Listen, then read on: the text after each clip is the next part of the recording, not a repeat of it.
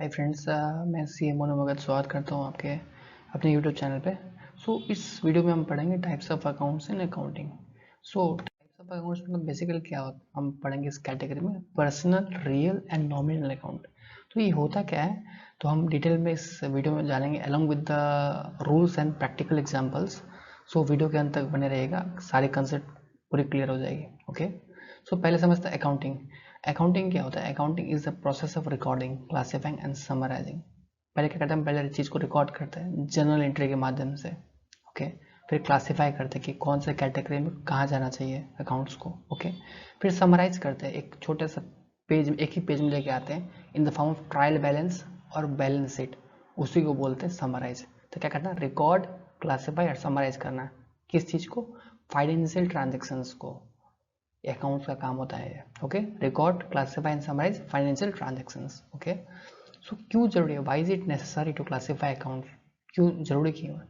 हम क्लासिफाई करते हैं अकाउंट्स को real, personal and nominal account में। क्यों क्लासिफाई करते हैं?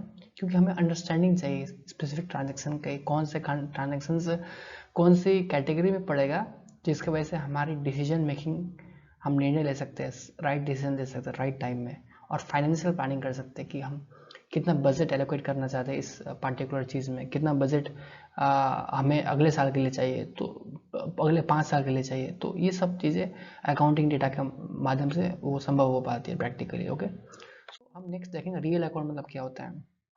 रियल अकाउंट मतलब क्या होता है कि जो अकाउंट वो हमेशा खुला रहता है थ्रू आउट द पीरियड, वो कभी बंद नहीं होता है, मतलब वो थ्रू आउट द पीरियड हमेशा खुला ही रहता है। तो उसको हम रियल अकाउंट बोलते हैं, मतलब उसका बैलेंस कभी क्लोज नहीं होता है। राइट, जैसे हम उसका बैलेंस, जैसे कैश अकाउंट हो गया, कैश बिजनेस में 31 मार्च को वो अगले अगले साल को 31 मार्च को बिजनेस की एंडिंग डेट होती है और 1 अप्रैल इस साल से शुरू होती है, तो उसको हम अकाउंटिंग ईयर बोलते हैं। ठीक है, तो कैश अकाउंट जो है, जैसे हमारे 31 मार्च में कुछ कैश बचे हमारे पास बिजनेस में, तो जीरो होने के चांसेस बहुत ही कम है ना। वो कैश अकाउंट जो है वो अगले साल कैरी फॉरवर्ड हो जाएंगे, तो रियल अकाउंट है। ठीक है, बैलेंस कभी जीरो नहीं होता है। मशीनरी अकाउंट है, बिजनेस में मशीनरी पड़े हैं, तो जीरो थोड़ी होगा ईयर के एंड में, उसको हम कैरी फॉरवर्ड कर सकते हैं अगले साल के लिए, इसीलिए वो मशीनरी अकाउंट क्या है, रियल अकाउंट है। ठीक है, फर्नीचर अकाउंट है, फर्नीचर हमें जैसे टेबल चेयर्स हो गया, तो भी ये हमारे 31 मार्च में जीरो थोड़ी हो जाएगा बुक्स में, ये फर्नीचर तो हम अगले साल भी यूज कर सकते हैं, इसीलिए रियल अकाउंट है। इस तरह से अब रियल अकाउंट का एग्जाम्पल्स है। Okay, types of real account क्या है, कितने प्रकार के रियल अकाउंट्स होते हैं? सिर्फ 2 प्रकार के होते हैं, 2 टाइप्स ऑफ रियल अकाउंट। एक होता है टेंजिबल रियल अकाउंट्स, एक होता है intangible real accounts. Tangible real accounts में क्या होता है, जिसको हम छू सकते हैं। ठीक है, जिसको हम छू सकते हैं उसको हम टेंजिबल रियल अकाउंट्स बोलते हैं। और जैसे एसेट्स हो गया, प्रॉपर्टीज हो गया, जो प्रेजेंट है फिजिकली, जिसको हम देख सकते हैं, छू सकते हैं, स्टॉक अकाउंट हो गया जैसे एग्जाम्पल के रूप में। जैसे मेरा कार्स का शोरूम है, मेरे लिए कार्स क्या होंगे, स्टॉक हो गए। ठीक है, वो रियल अकाउंट है, टेंजिबल रियल अकाउंट है। मशीनरी अकाउंट हो गया, मशीनरी क्या है, वो मशीनरी कार्स को बनाती है, असेंबल करती है, तो मशीनरी को मैं छू सकता हूँ, देख सकता हूँ, वो टेंजिबल रियल अकाउंट्स होते हैं इस तरह से। ओके, इंटेंजिबल रियल अकाउंट्स में क्या होता है कि वो ऐसे एसेट्स ऑफ प्रॉपर्टी जिसको हम ना देख सकते हैं ना छू सकते हैं, पर उसको मेजर कर सकते हैं। किस में मेजर कर सकते हैं? मॉनेटरी टर्म्स में मेजर करेंगे। किसे? मॉनेटरी टर्म्स में हम उसको मेजर करेंगे, मॉनेटरी टर्म्स में हम उसको मेजर करेंगे, तो उसको हम इंटेंजिबल रियल अकाउंट्स बोलते हैं। जैसे गुडविल हो गया, जैसे एप्पल की, आईफोन की ब्रांड वैल्यू मार्केट में। ठीक है, तो नॉर्मल फ़ोन वैसे दूसरी कंपनी भी बना सकती है, बट उसका उसका उतना पैसा नहीं मिलता ना, वो एप्पल का ब्रांड है इसीलिए वो पैसा ज़्यादा चार्ज करती है, तो गुडविल है उस कंपनी का, तो उसको हम क्या बोलते हैं, इंटेंजिबल रियल अकाउंट। क्योंकि हम गुडविल को देख नहीं सकते ना, गुडविल को, हाँ गुडविल कैसा है, तो नहीं, उसको महसूस कर सकते हैं, हाँ ये गुडविल एप्पल का ब्रांड की वजह से ये पैसा हमसे ज़्यादा चार्ज हो रहा है, इसलिए गुडविल इंटेंजिबल रियल अकाउंट में आता है। ट्रेडमार्क हो गया, किसी कंपनी को वो एक मैन्युफैक्चरिंग प्रोसेस कॉपी करना, मतलब एक मैन्युफैक्चरिंग प्रोसेस होता है, उसको ट्रेडमार्क रजिस्ट्रेशन कराना पड़ता है, वो ट्रेडमार्क हो गया। वो दिखता नहीं है पर वो महसूस हो सकता है, उसका पैसा के रूप में वैल्यू होता है, इसलिए वो इंटेंजिबल रियल अकाउंट होता है। ओके, नेक्स्ट हम देखते हैं रूल्स ऑफ रियल अकाउंट क्या होता है। रियल अकाउंट के रूल्स, कौन से रूल्स के रियल अकाउंट एक्सिस्ट करता है? तो रूल 1 क्या है, debit what comes into the business, मतलब जो भी बिजनेस में आता हो आपका, उसको आप डेबिट कीजिए। ठीक है, credit what goes out of the business, मतलब जो आपके बिजनेस से जाता हो उसको आप क्रेडिट कीजिए, सिंपल रूल है। Okay, practical example of real account rules, practical example देखते हैं, प्रैक्टिकली समझते हैं इसको। कैसे, machinery purchase by an entity in cash, cash में मशीनरी परचेज किया, ठीक है, तो मशीनरी क्या होगा, डेबिट होगा। और डेबिट किस लिए हुआ, क्योंकि what comes into the business, मतलब बिजनेस में क्या आया, मशीनरी आया, ठीक है। इस मशीनरी डेबिट इसलिए हुआ क्योंकि मशीनरी बिजनेस में आया है, तो ये रियल अकाउंट के कंसेप्ट से ये डेबिट हुआ है। ओके, इस तरह से। तो नेक्स्ट एग्जांपल क्या है, sold land by an entity through bank, जमीन बेचा एंटिटी ने बैंक्स के माध्यम से, तो जमीन बेचा तो डेबिट बैंक अकाउंट, बैंक से पैसा आया, और क्रेडिट लैंड अकाउंट, लैंड गया इसलिए क्रेडिट हुआ। तो बैंक डेबिट इसलिए हुआ क्योंकि बैंक से पैसा आए, right. So what comes into the business, bank से पैसा आया इसलिए बैंक को डेबिट किया गया। ओके, तो ये रियल अकाउंट के कंसेप्ट से ये डेबिट हुआ बैंक, क्योंकि बैंक में पैसा आया है, इस तरह से। ओके, सो ये कलरफुल टेक्स्ट इसलिए मैंने कर रखा है क्योंकि ये कलरफुल टेक्स्ट क्या होता है, ह्यूमन माइंड है ना, वो कलरफुल टेक्स्ट को इजीली डिकोड कर पाता है और उसको समझ पाता है, माइंड में इजीली कैप्चर हो जाता है, इसलिए सारा कलरफुल टेक्स्ट मैंने कर रखा है आपके लिए, सो ये अंडरस्टैंडिंग में आपकी बहुत हेल्प हो जाए।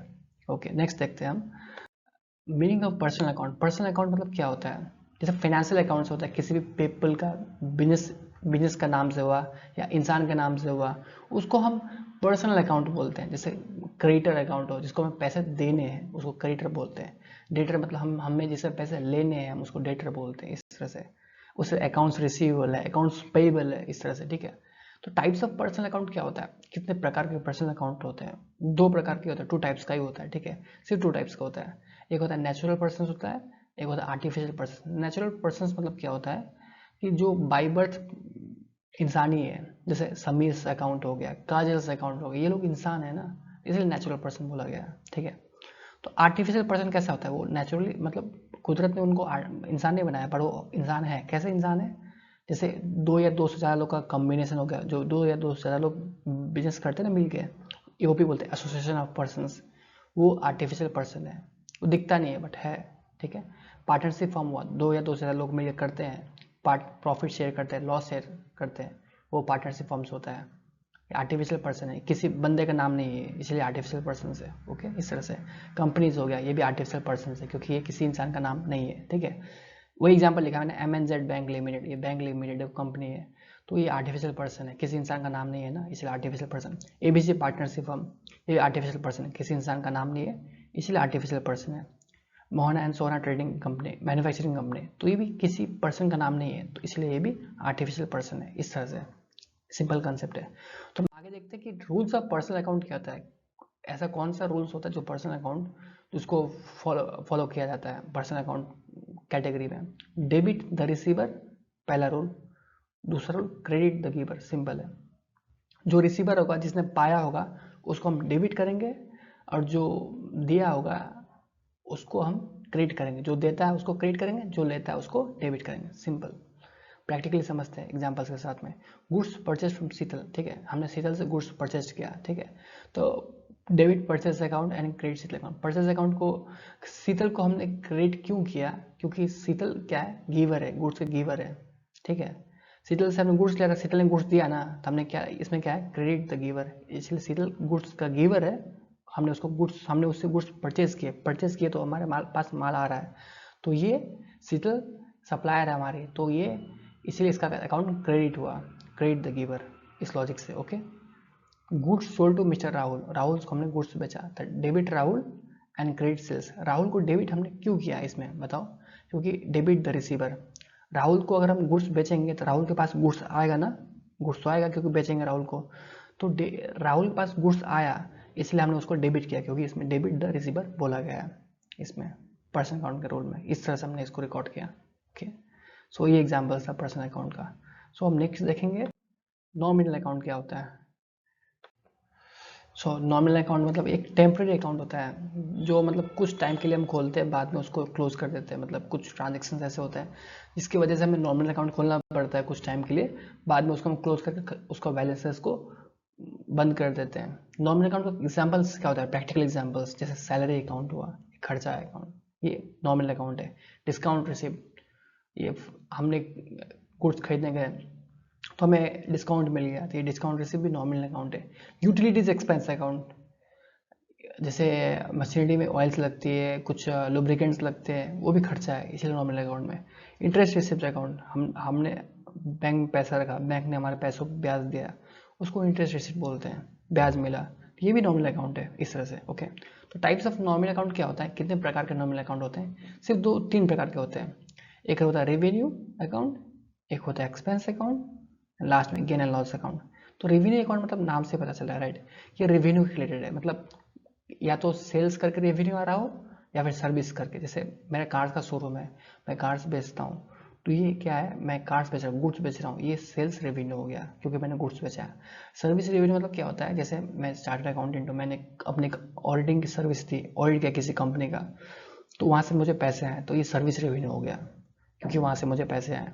इस तरह से वो रेवेन्यू अकाउंट में आ गया। रेवेन्यू अकाउंट कैटेगरी है नॉमिनल अकाउंट का, इस तरह से। ओके, तो एक्सपेंस अकाउंट, एक्सपेंस अकाउंट मतलब क्या होता है कि खर्चा, नाम से पता चल रहा है खर्चा है।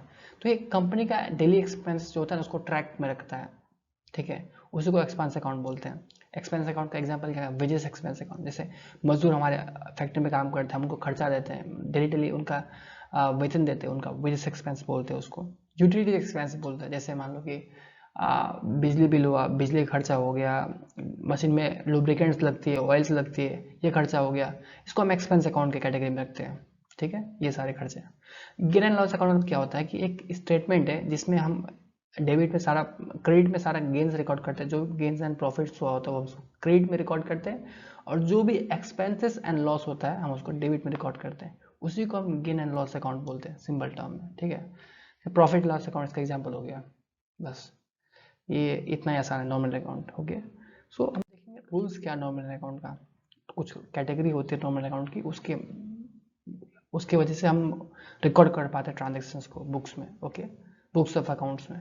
तो रूल्स क्या होता है, रूल 2 ही रूल है। Rule 1, debit all the expenses and losses of the business.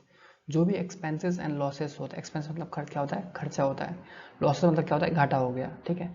तो एक्सपेंसेस और लॉसेस जो भी हमारे बिजनेस में होती है हम उसको डेबिट करेंगे, ये नॉमिनल अकाउंट का रूल नंबर 1 बोलता है। क्रेडिट किसको करेंगे, जो भी इनकम्स और गेन्स होता है, जो हमारा फायदा हुआ, मुनाफा हुआ, उसको हम क्रेडिट करते हैं। जो खर्चा हुआ डेबिट करेंगे, जो मुनाफा हुआ क्रेडिट करेंगे, सिंपल, ये नॉमिनल अकाउंट बोलता है हमें, ठीक है। सो प्रैक्टिकल एग्जांपल देखेंगे नॉमिनल अकाउंट का कैसे ये काम करता है, ठीक है। पेड वेजेस ₹10,000 इन कैश, हमने 10,000 रुपये वर्कर्स को कैश में पेमेंट किया। तो पेमेंट किया तो वेजेस क्या खर्चा है ना हमारे लिए, क्योंकि हमने पेमेंट किया, हम कंपनी के मालिक हैं, तो वेजेस खर्चा है, इसलिए वेजेस को हमने डेबिट किया है। वेजेस को क्यों डेबिट किया है, क्योंकि एक्सपेंसेस है, और ये एक्सपेंसेस किस में आता है, ये नॉमिनल अकाउंट की कैटेगरी में आता है। हमने पीछे देखा ना, नॉमिनल एक्सपेंस मतलब किसके अकाउंट में आता है, नॉमिनल अकाउंट में। तो वेजेस खर्चे होने की वजह से ये डेबिट हुआ नॉमिनल अकाउंट के रूल की वजह से। ओके, क्लियर है। सो नेक्स्ट क्या है हमारे पास, सर्विसेज टू डेटर। जैसे मैं CEO, मैंने अपनी ऑडिटिंग सर्विस दी कंपनी को, ठीक है, ABC कंपनी को, तो ABC डेटर को डेबिट किया और क्रेडिट किया सर्विस रेवेन्यू को। सर्विस रेवेन्यू को मैंने क्रेडिट क्यों किया, क्योंकि मैं सर्विस दे रहा हूँ, मैंने गुड्स नहीं बेचा, मैंने बस ऑडिटिंग मतलब बुक्स ऑफ अकाउंट्स को चेक करना, मैंने सर्विस दी अपनी, तो ये सर्विस रेवेन्यू हो गया मेरा। तो मैंने नॉमिनल अकाउंट का रूल नंबर 2 बताया कि credit all the incomes and gains of the business. तो ये जो सर्विस रेवेन्यू, जो मैंने पैसा कमाए ऑडिटिंग सर्विस देके, तो ये इनकम है ना मेरे लिए, ये इनकम है, राइट। तो इनकम होने की वजह से हम इसको क्रेडिट करेंगे। क्या बताया, नॉमिनल मतलब क्रेडिट इनकम डेबिट एक्सपेंसेस, इसीलिए हमने इसको क्रिएट किया, क्योंकि हमारा इनकम है नॉमिनल अकाउंट कैटेगरी रूल की वजह से। ओके, क्लियर है ना। तो thanks for watching, and I hope ये क्लियर हो गया होगा सारा कॉन्सेप्ट आपका। तो कोई भी डाउट हो तो आप कमेंट सेक्शन में पिंग कर सकते हैं, एंड पूछ सकते कोई भी सवाल। और इसी तरह से अकाउंट्स एंड फिनांस के रिलेटेड वीडियोस आते रहेंगे इस चैनल पे। तो please do like and subscribe the channel, and share with your friends जिनको एक कंसेप्ट क्लियर नहीं हो रही है, एंड वो इस वीडियो को इस डॉक्यूमेंट्स के साथ देखेंगे तो आई होप पूरी कंसेप्ट क्लैरिटी हो जाएगी। इस डॉक्यूमेंट का लिंक डिस्क्रिप्शन में डाल दूंगा मैं, वहाँ से डाउनलोड करके आप देख सकते हैं। भगवान आप सभी को लंबी जवानी एंड हसीन बुढ़ापा दे। Thanks a lot. ओके।